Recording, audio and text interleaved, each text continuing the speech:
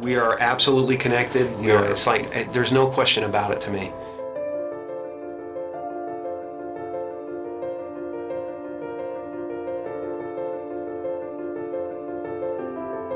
There's no separation. That's been physically proven by science.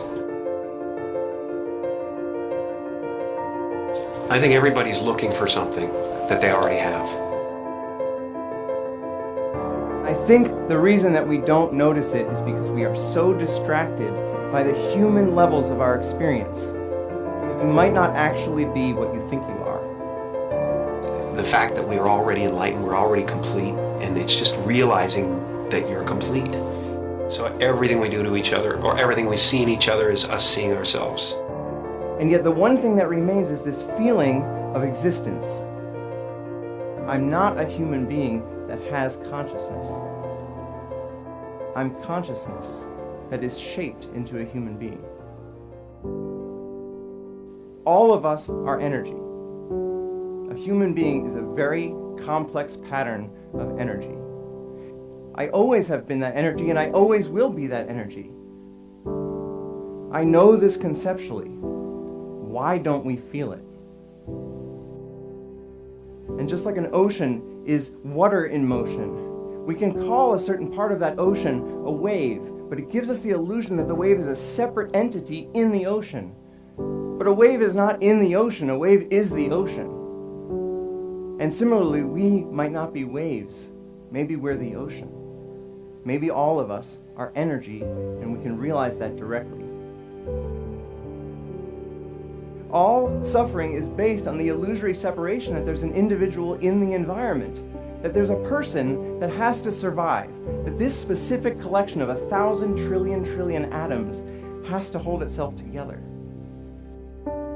But if I realize directly that I am energy, and I realize that the body and the mind are a temporary manifestation of that energy, then I can fully accept the death of the body and mind as something that does not happen to me, because I was always energy and I always will be.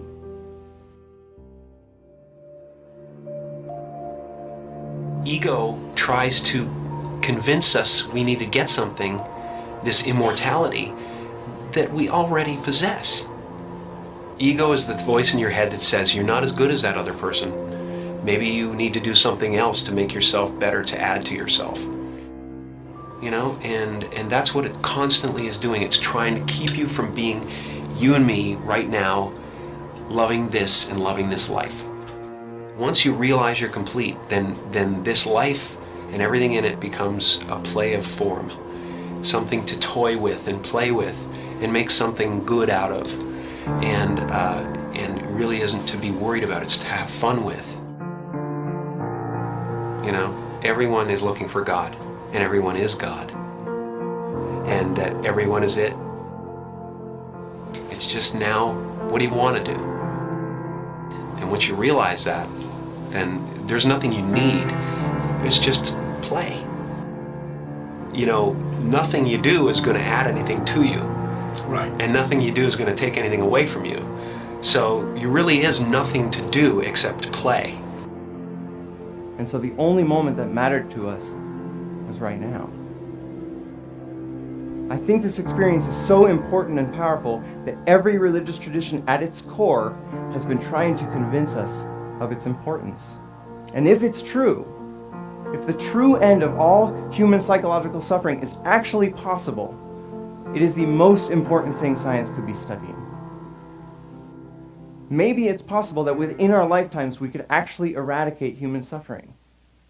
And what would the world look like then if every single one of us felt complete, felt whole, and felt interconnected?